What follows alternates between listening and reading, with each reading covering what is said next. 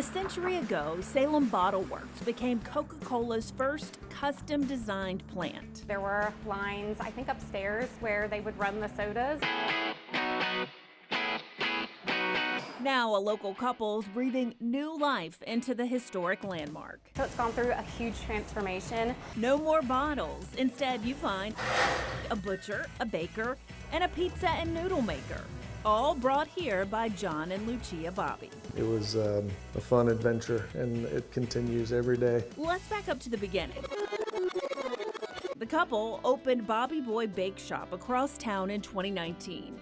The bakery became a huge hit, even earning a prestigious James Beard nomination. We had a lot of holidays where we were just like busting at the seams, and our little bake shop needed a breath of fresh air. Instead of expanding the bakery, the Bobbies found the empty Salem Bottle Works and embarked on a dream to open 4 restaurants here in just a year's time. We saw this as an opportunity to really build something for the community, and it's not often you get to do all of your dream scenarios at once. They started last spring with a second location for Bobby Boy Bake Shop, serving the same classic French croissants, bread, and desserts as always. What we're able to do here is expand our lunch menu, which we love. Adding freshly made sandwiches and soups like the French onion. That may be the best I've ever had, and I've had it in France. From the bread to the broth, they create almost every ingredient from scratch in-house. Starting with milling locally grown grain to make flour. So what we do is we bring the whole grain into the top of the hopper. The flour's used for their French breads, buns, and pastries. Meanwhile, the meats for sandwiches and bones for broths are cut in their butcher shop, where they bring in whole hogs and cows. We're using every bit of that. So we're using it for sandwiches at both Bobby Boy locations. We are making all of our toppings for Grandpa Joe's, so pepperoni, sausage. Grandpa Joe's Slabberia is their pizza place just across the courtyard, the second restaurant in the old Bottle Works space. It's a sizable slab. It's Ohio-style pizza that owner John Bobby grew up eating with his Grandpa Joe. Wedgwood Pizza, it's in Ohio. Their family's from the Youngstown area. So it's like sheet pan style pizza, thicker crust, topped heavily with beautiful items. Again, the meat toppings are made by the butcher and the crispy crust created at the bakery. It's a focaccia-style dough with a thick, pillowy center. Look at the bottom. Yeah, it's got to be nice and crisp and toasted. Customers can order a slice or a whole sheet to share. That's good pizza. It's something we all enjoy to eat, so everything that we do is food that we want to sit down and eat ourselves. And that brings us to the next new restaurant, Noodle Jube's, named for their older son, Julian. We have 2 boys, and they're both noodle heads. So the chef at Noodle Jube creates authentic Japanese ramen bowls. As you probably guessed, the noodles are made from the fresh milled flour. Then the ramen's rolled and cut daily. We're first and foremost a ramen bar. We have small bites, dumplings, and other snacks, but we focus on ramen. And these ramen bowls are not just noodles. The most popular ones packed with layers of flavor. It's a chicken broth, and it's mixed with a mackerel and tuna dashi. That comes with an egg and the pork belly, and then the little steamed fish cake on top called the Naruto. With all those choices, the Bobbies believe Salem Bottle Works can feed the whole family. I hope it's a space for everyone every day. And they're not done. Dale's Revisions will open this spring, featuring fine dining and event space. That makes 4 restaurants ranging from fancy to food court. The Bobbies say their plate is now pleasantly full. But I think we have enough to chew on for a little bit.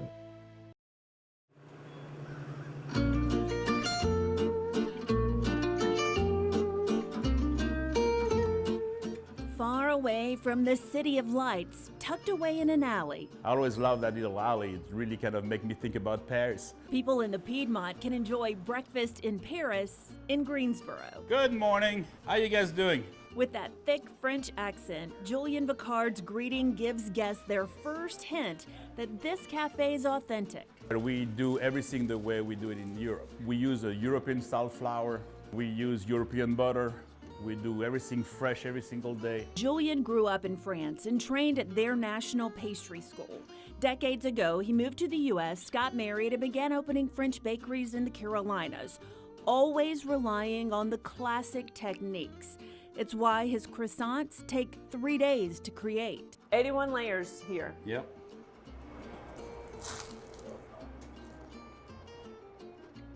You hear how good it is. 6 months ago, Julian opened Breakfast in Paris and plans for this place to be his last. I'm arriving at the end of my career, so it's I've got a couple of years until retirement, but I want to leave something. So it's more and more important for me to teach what I know. So while he serves people pastries, Julian wants to pass on this craft to his employees. It's tradition, I think, for me. I had great teachers, I work with great chefs. Employees like Rai Karchidi and Naomi Oz neither had professional training or experience when Julian hired them.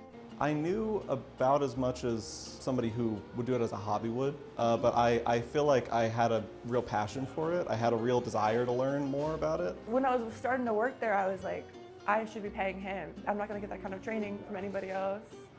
And definitely not for free, where I just learned how to make croissants from scratch. It took Naomi 6 months to perfect the croissants. Meanwhile, Julian taught Rai, coincidentally, to bake all the bread. I love to teach. It's what I love to do. Julian even offers to teach his customers. People come by and learn things from us all the time. Chris McMahon's a computer analyst who relaxes by coming into the bakery in his free time, where he learns pastry skills for free. Nope, nothing. I'm old-fashioned, so I believe that the knowledge should be free. The employees say it shows the scope of Julian's generosity. He's a very unique person, I would say. He's very rare. He also gave his staff an incredible Christmas bonus, a trip to the International Pastry Expo in Paris this month. So they're going, I'm not. I'm going to let them discover by themselves everything they want to learn. And then when they come back, we'll talk about what they want to bring from what they saw here. No, I've never been, and I did not expect to go anytime soon. But I'm really excited that I get the opportunity. And ultimately, that's what this cafe is all about. A chance for Julian to pass along the art of pastry he learned so long ago. I opened it up because I wanted to leave it to them.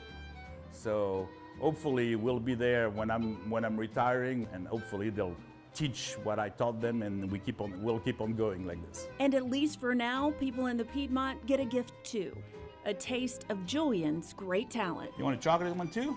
In Greensboro, Shannon Smith, Fox 8 News. Well, what do you want me to try? You can try as many as you like. Christina Blackwell loves watching new customers take their first taste of her cheesecakes. We've had people dance. We've had people curse. We've had people cry. My first bite made quite an impression. That is delicious. Saw the dance. I did a little dance. The creaminess is so good. So good, I couldn't stop.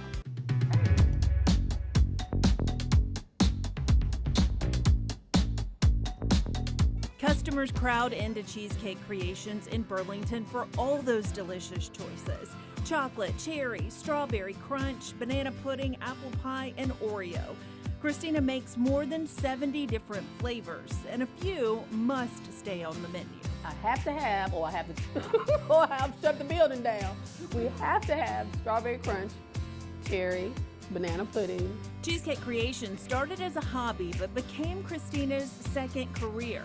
She quickly outgrew her home kitchen, so she opened this Burlington bakery where she writes scripture on the walls and prays over every batch of those divine cheesecakes.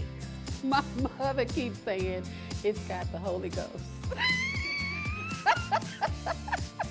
Christina bakes every cheesecake from scratch by herself. From the crust to the toppings, she spends countless hours cooking, cutting, and decorating every single slice. My only song is I'm exhausted. She never cuts corners unless it's creating the latticed crust for that apple pie cheesecake. So I'm always excited about the apple. It has such good flavor. Her attention to detail earns her 5-star reviews from customers. And that caught the attention of local Food Lion executives. They asked Christina to make mini cheesecakes to sell in their bakeries. But in the midst of all of her success, I just went for a normal mammogram, Christina faced a personal setback. and that came as a shock to us. Doctors discovered Christina had early-stage breast cancer and decided to remove the small spot. I think I had the surgery on a Monday, and Food Line called me on a Tuesday and said, hey, we're ready for you to deliver. So right after surgery, she went back to the bakery. While undergoing 20 rounds of radiation, Christina started making 500 mini cheesecakes a week to deliver to 14 Food Lions in the area. I have a joke that I was already so exhausted. I couldn't tell if it was the radiation or just cheesecake. Christina says she finds strength in her faith and family, and of course, those loyal customers. Cheesecake Creations is the best cheesecake that I've ever had. With her cancer still a concern but under control for now, Christina says she chooses to focus on her blessings and continuing to build her business. I cry a lot, but I smile a lot too. And I have a lot to smile for. She makes a lot of other people smile too, and sometimes dance, and that's why she never stops. I'll keep pushing just to see where the Lord wants to take this thing.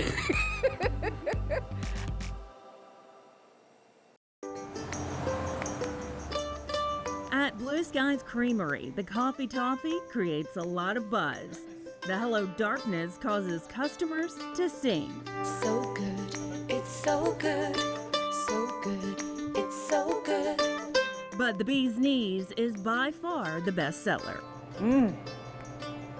That's really good. Good enough to make people move, even across the country. And this is the ice cream that caused us to move from Texas to North Carolina, like to start this whole venture. So, And you're still eating it. Yes, 4 years ago, Brett Bites and his longtime friend Alan Maui hatched a plan to quit their successful but stressful careers in higher education in Texas and Colorado to create an ice cream business from scratch. What I told him was like, I'll go just about anywhere where cost of living is decent and it's not Florida.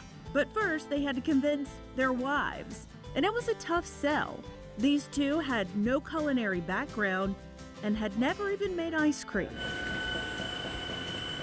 So Brett began experimenting and churned out Bee's Knees, a premium vanilla-based ice cream with honeycomb candy swirled in. That's the one I gave my wife to talk her into this whole thing. So when I slid across to her, her response was, you might be onto something here. and so that kind of convinced me, because up until that point I was like, I don't know, like this is scary. With the families on board, Alan and Brett researched cities in 4 southern states looking for the perfect location and landed in Kernersville. And we left going, all right, this is where we're going. Called our wives on the way back, and they were game for it. Blue Skies Creamery started with a food truck, and it turns out Brett's wife was right. The Bee's Knees with the honeycomb candy brought in lots of customers. It's like an aerated brittle, just the best way, but it slightly melts into the ice cream. So you get these ribbons of colors. You'll get a little crunch with it. You'll get these intense, caramelly notes at the same time. It's very, very unique. 2 years after rolling out the truck, Blue Skies built enough business to become a brick and mortar too. Now they can create more ice cream, but still from scratch in small batches. And everything we do is small batch. We don't do 5-gallon tubs of ice cream. Every scoop's filled with flavor. The Hello Darkness includes a rich chocolate ice cream with chunks of brownie. I love chocolate. There's chocolate. The banana pudding's blended with big hunks of cookies. And that coffee toffee tastes like a strong cup of joe. Making all the ice cream this way takes a lot of manpower. You're basically getting your dairy, you're freezing it, warming back up to put it back in the machine, to freeze it back down, to freeze it, to warm it back up so you can serve it. For customers, it makes a difference. Families line up for their favorite flavors, and kids consistently give it 2 thumbs up. But is the work worth it for Brett and Alan, who traded in their day jobs for this? I work more hours, but my stress level's different. Yeah, stress is definitely decreased, and it's a different level of stress and one that we enjoy undertaking.